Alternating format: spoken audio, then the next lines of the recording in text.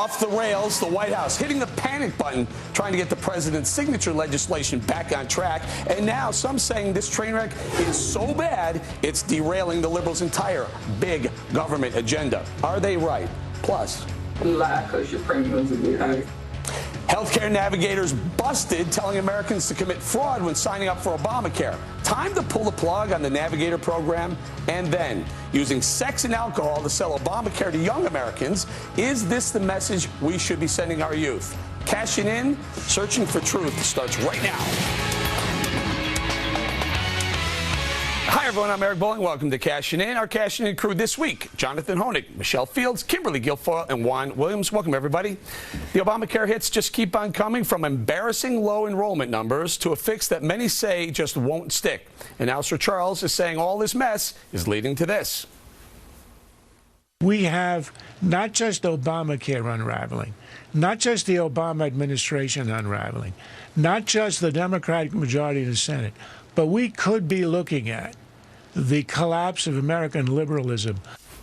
Michelle, that's a big statement. Liberalism, kind of like a cancer, it doesn't necessarily go away, maybe goes in remission, but what do you say?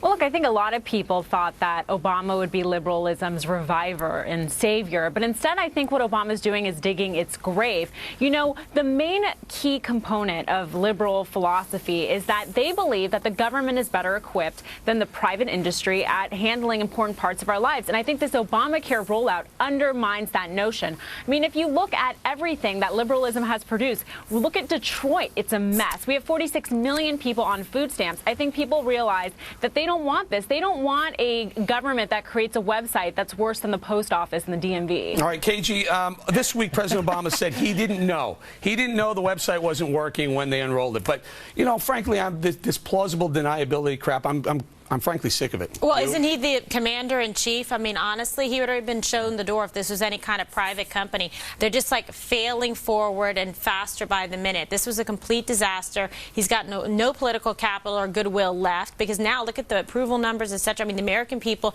don't trust him, don't like his health care phony scam that he tried to Ponzi scheme our way into, like, sucking up to this and believing it was going to work. And what all this is doing, and I agree with Charles, is showing that liberalism and big government are a prescription for sick for this country. Okay, Juan, you put your hand to your forehead. What's working? You know, this you know, I'm listening to you guys and I'm thinking this is premature ebullition. You know, this is just too much celebration on the right. Like somehow the right thinks, oh, this is it, game over, we won. I remember a few weeks ago with the shutdown, you guys were totally in the tank. But you know what? The president said it himself. He fumbled. He made a huge mistake. This one's on him, not on the Republicans. That's the first thing he's been right about. Yeah. Well, he's absolutely right. But let me just tell you, let me finish the point. Yep. That what we have right now, and you know, you just heard a moment ago, oh, the government does nothing right. Small government at all times. I don't hear anybody saying that about Social Security, Medicare, the U.S. military. I just don't hear it at all. I have a hunch we have one guy who may say something about that. John, go ahead. Well, government is force, and that's what makes it wrong in the realm of health care. I mean, Obamacare is force, and one that is wrong. I'd say the same thing about Social Security and Medicare, Medicaid as well. I mean, it's force against doctors, it's force against patients, it's force against hospitals, it's force against every single American. That's what makes it fundamentally immoral. Jonathan, that's what makes it fundamentally wrong, and that's why it's unraveling right in front of our eyes. Jonathan, is it force when they control the airplane so they don't crash? Is it force when they tell you to use a seatbelt and have a windshield? Is that force, Jonathan, or is that common sense? I think that's force, and I think it's a long stretch between saying mandating control over the roads and forcing people to participate in a program simply because they're alive. Right. Michelle, we're getting off topic. Let's talk about what's really going on. We're spending a lot more money on food stamps. We're spending more money on welfare programs. Our budget keeps going higher and higher and higher. Do me a favor, guys. Pull up... First, pull up his President Obama's. Do you trust him? Pull this poll up first. I'm going to do a couple of these very quickly. Do you trust him? Here it is. Look at this. Now, 44%. In just since October 1st, he's lost 10% of the American people thinking that they can trust him. Give me the next one. His approval rating. President Obama's approval rating from 2009 was 65%, now 40%. Some polls have him breaking that 40% level, a record 39%. Michelle, is this working? Is big government liberalism working? No, it's not working. I mean, we have 69 million Americans that are dependent on the government for some form of a subsidy. We have $17 trillion in debt. This is the result of big government. Obama says he didn't know that this was such a mess. Well, that's the problem with big government, that the guy at the top doesn't even know what's happening because the government is far too big. And you know, last week, Eric, you compared this to a football team or any sports team. If the guy at the top gets in trouble, the coach ends up getting in trouble. He takes responsibility. He gets fired. President Obama doesn't. He gets fired. President Obama doesn't. Hold on. Instead, he fires the water boy. Right. That's what he does. Kimberly, the low-level person. If President Obama were CEO Obama and Obamacare were Obamacare Inc., and the president delivered what he delivered this week on Thursday, saying, I just didn't know, oops, my bad.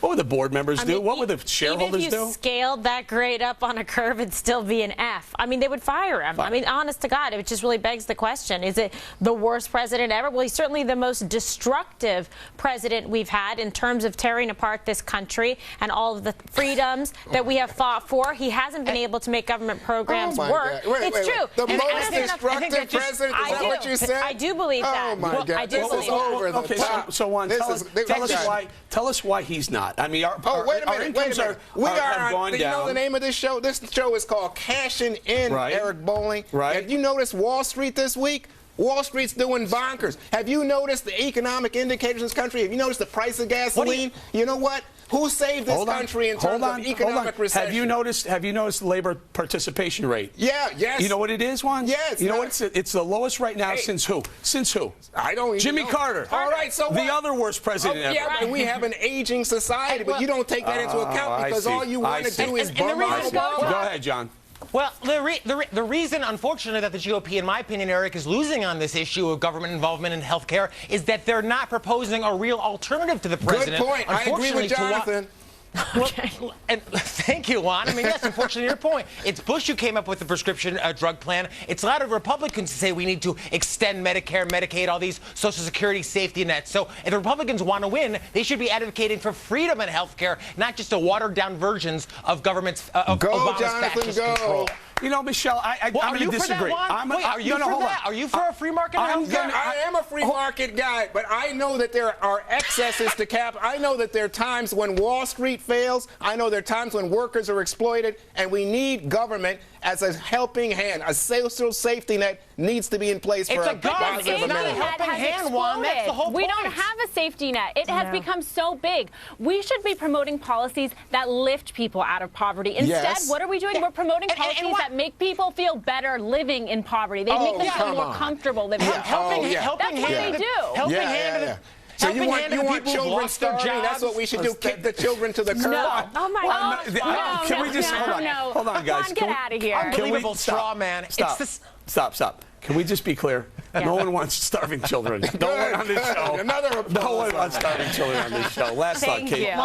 So all I know is from this administration, it seems like every American's got a pair of cement boots sinking down fast to nowhere. That's the problem. We're going to leave it right there. Coming up, deception, lies, and videotape. Calls growing to sink the Obamacare Navigator program over these undercover videos.